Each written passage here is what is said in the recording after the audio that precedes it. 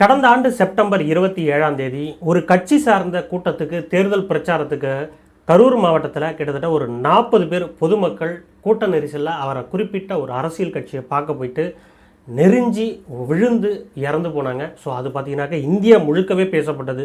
அந்த சமயத்தில் பார்த்தீங்கன்னாக்கா அப்போது இருந்த திமுக அரசாங்கம் கிட்டத்தட்ட ஒரு 10 லட்சமும், அப்போது இருந்த எதிர்கட்சியான ஏடிஎம்கே கிட்டத்தட்ட 5 லட்சம் ரூபாயும், அப்போது யாரை பார்க்க வந்தாங்களோ திரு ஜோசப் விஜய் அவர்களை பார்க்க தான் வந்தாங்க. அவரை பார்க்க வந்ததால் அவங்க அந்த அத்தனை 42 குடும்பத்தையும் பனையூருக்கு வர வச்சு ஒரு மண்டபத்தில் தன்னுடைய ஆழ்ந்த வருத்தங்களையும் அனுதாபங்களையும் தெரிவித்து ஒவ்வொரு குடும்பத்துக்கும் 20 லட்சமும் வழங்கினாங்க. ஸோ இது வழங்குறதால யாரும் குறை சொல்லலை. ஸோ கண்டிப்பாக இவங்களுக்கு கொடுக்க வேண்டிய விஷயந்தான். ஏன்னா விஜயை பார்க்க வந்து இறந்து போனாங்க. ஒரு தர்மசங்கடான ஒரு விஷயம். எந்த ஒரு தலைவனும் எந்த ஒரு தலைவியோ ஒரு தான் கூட்டத்தில் எந்த ஒரு தொண்டனும் இறக்கணும்னு நினைக்க மாட்டாங்க அப்படின்னு சொல்லிட்டு அப்போது இருந்த ஒரு முதலமைச்சருமே கருத்து தெரிவிச்சிருந்தார். ஸோ இப்படி நடந்த ஒரு விஷயத்தை இன்றைக்கி ஒரு தாவேக்காவுடைய கட்சியில் நடந்த விஷயத்தை அவர் முதலமைச்சராக ஆன பிறகு பார்த்தீங்கன்னாக்க அந்த அத்தனை 42 குடும்பத்தில் 32 பேருக்கு அரசு வேலை கொடுத்துருக்காங்க அனுதாப அடிப்படையில். ஸோ இதுதான் மிகப்பெரிய ஒரு விவாதமாக ஏற்பட்டிருக்கு. ஸோ அதை பற்றி தான் இந்த வீடியோ முழுக்க நம்ம பார்க்க போகிறோம். பார்க்குறது முன்னாடி நம்ம சேனல் இப்போ ஃபஸ்ட் டைம் பார்க்குறீங்கனாக்க மறக்காமல் நம்ம சேனலை சப்ஸ்கிரைப் பண்ணுவாங்க. அப்போ தான் போடுற வீடியோ உங்களுக்கு டெய்லி ஷோ ஆகும். ஸோ சாதாரணமாக இந்த கருணை அடிப்படையில் வேலை வழங்குறதுனா என்னங்க, ஒரு மின்சார ஊழியர் மின்சாரத்தில் அடிபட்டு இல்லை அங்கே பணியில் இருக்கும்போதோ ஒரு ஹார்ட் அட்டாக்கோ இல்லை எதிர்பாராதமாக ஒரு ஆக்சிடெண்ட்டில் இறந்து போனாங்க கருணை அடிப்படையில் வேலை வழங்குவாங்க. இல்லை இந்த ஒரு அரசு ஊழியர் அவருடைய குடும்பத்துக்கு இவர் இறந்த பிறகு யாரும் கிடையாது, இவர் ஏதாவது மகனுக்கோ அல்லது மனைவிக்கோ ஏதோ வேலை போட்டு கொடுத்தாங்கன்னா ஸோ அந்த மாதிரி கருணை அடிப்படையில் வேலை வழங்குவாங்க. இது வழக்கம். அதேமாரி மத்திய அரசுலேருந்து ஏதாவது ஒரு இராணுவ வீரர் அதாவது கால் ஊனமுற்றோ இல்லை ஒரு ஆக்சிடெண்ட்டில் ஏதோ பகுதி இழந்து போனாலோ உயிர் இழந்தாலும் ஸோ அந்த கருணை அடிப்படையில் வேலை வழங்குவாங்க. இதுதான் நம்ம இப்போ வழக்கமாக பார்த்துருக்கோம் கடந்த காலங்களில். ஆனால் இப்போ இருக்கக்கூடிய ஜோசப் விஜய் அவர்கள் கடந்த ஆட்சி காலங்கள் அவருக்கு அரசாங்க ஊழியராகவோ அல்லது முதலமைச்சராக ஆகிறதுக்கு முன்னாடி நடிகராக இருக்கும்போது ஒரு நடிகரை பார்க்கறதுக்கு வந்தால் இத்தனை கூட்டம் மக்கள், யாரும் எந்த ஒரு நடிகராக இருந்தாலும் ஒரு திருவிழா இந்த ஆடல் பாடல் இருந்தாக்க நிறைய பேர் எப்படி டான்ஸ் ஆடுறாங்க பாடுறாங்க அப்படின்ற மாதிரி ஒரு கண்ணோட்டத்தில் வருவாங்க. ஸோ அந்த மாதிரி தான் அன்றைக்கி விஜயும் பார்க்க வந்தார்.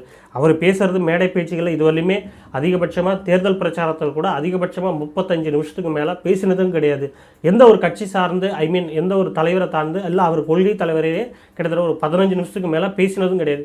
அப்படிப்பட்ட ஒரு நபரை பார்க்க வந்து இன்றைக்கி பார்த்தீங்கன்னாக்க ஒரு 42 பேர் இறந்து போனாங்க. அந்த 42 குடும்பங்களில் 32 பேர்த்துக்கு அரசு வேலை வழங்கியிருக்காரு. இது ஒரு மிகப்பெரிய ஒரு விவாதத்துக்கு ஏற்படுது.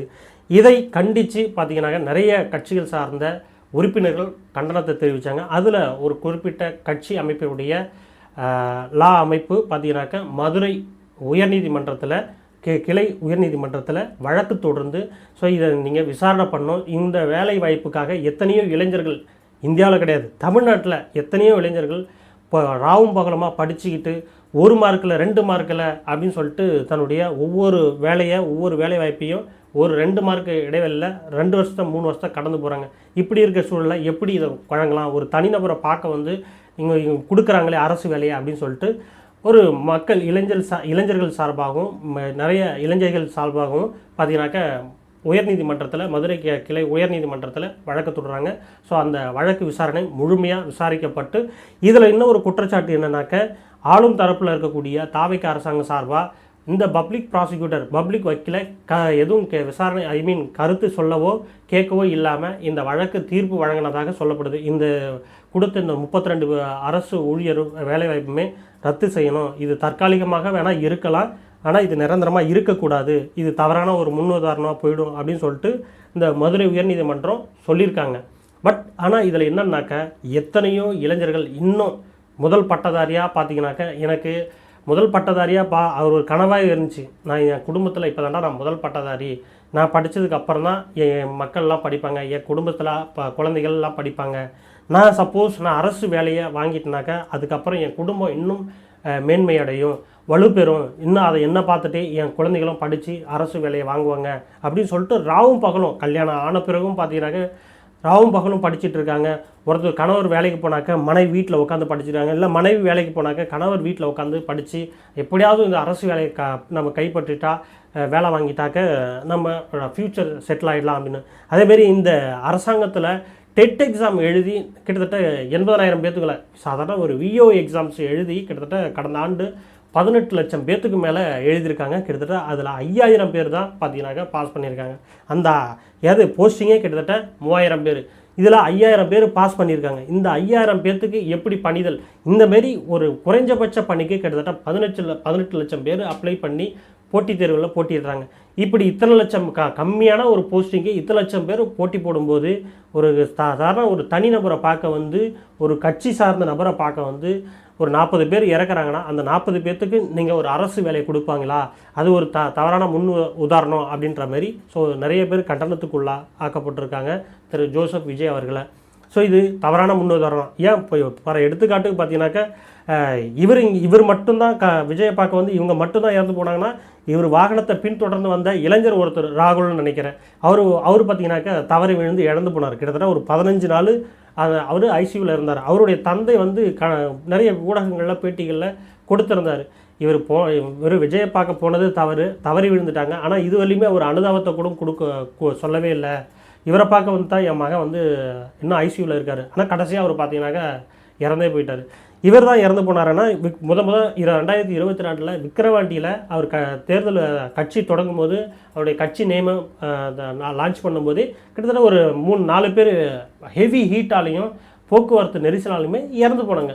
ஸோ அதுக்குமே வருத்தம் தெரிவிக்காத நபர் இவர் கண்ணு முன்னாடி அந்த ஸ்டேஜில் ஏறி பேசும்போதே அவருடைய கட்சியுடைய கொள்கை பரப்பு செயலாளர் ஐயா அவர்கள் ஆதவ அர்ஜுனா வந்து மேலே கமெண்ட் பண்ணுறாங்க, நிறைய இளைஞர்கள் மயக்கம் போட்டு வீறாங்க, அவர் தவறி விழுறாங்க, அவங்களெலாம் அடையாளம் பண்ணுங்கள், ஒரு குழந்தை இறந்து போச்சுன்னு. ஏன்னா இவரே ஸ்டேஜில் சொல்கிறாப்புல, ஏன்னா நிறைய ஆம்புலன்ஸும் குறுக்க வருது.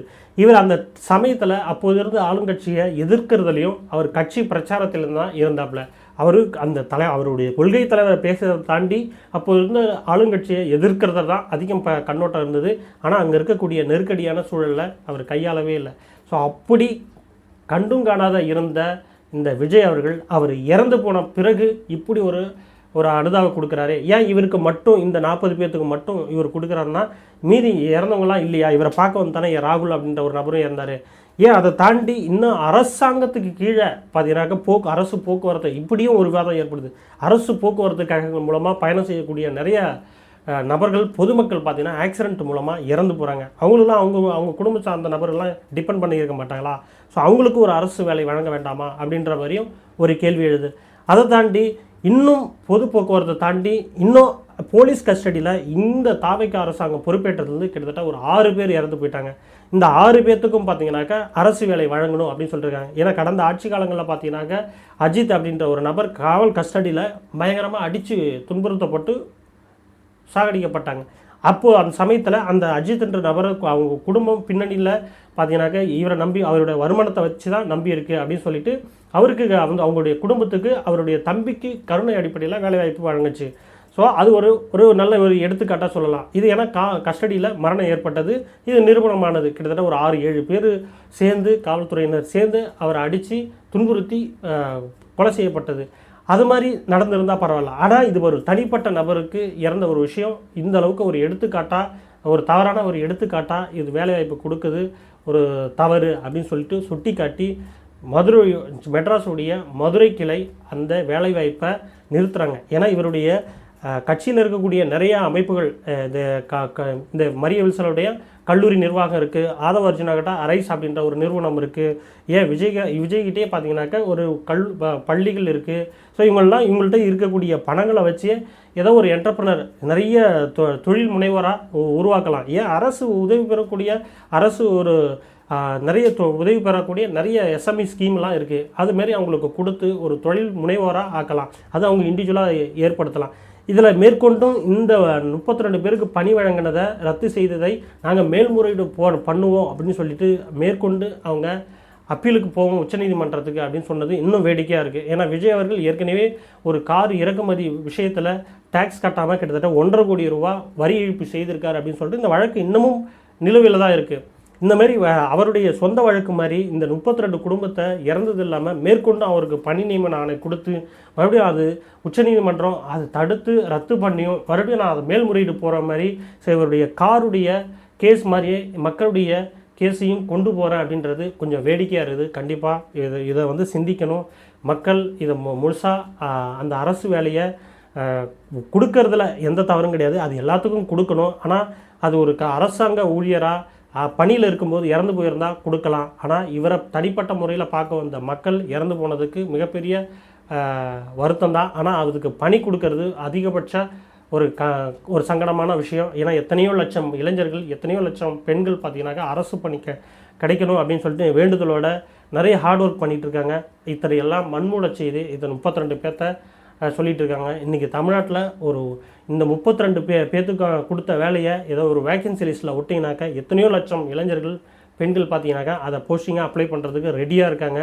ஆனால் தகுதியான நபர்களை விட்டுட்டு இவங்களுக்கு ஒரு கருணை அடிப்படையில் கொடுக்கறத இன்னும் அசிங்கப்படுத்துகிற மாதிரி இருக்குது அப்படின்றத இந்த வீடியோ மூலமாக சொல்லிக்கிட்டு அடுத்த ஒரு நல்ல வீடியோவோட உங்களை மீண்டும் சந்திக்கிறேன். நன்றி, வணக்கம்.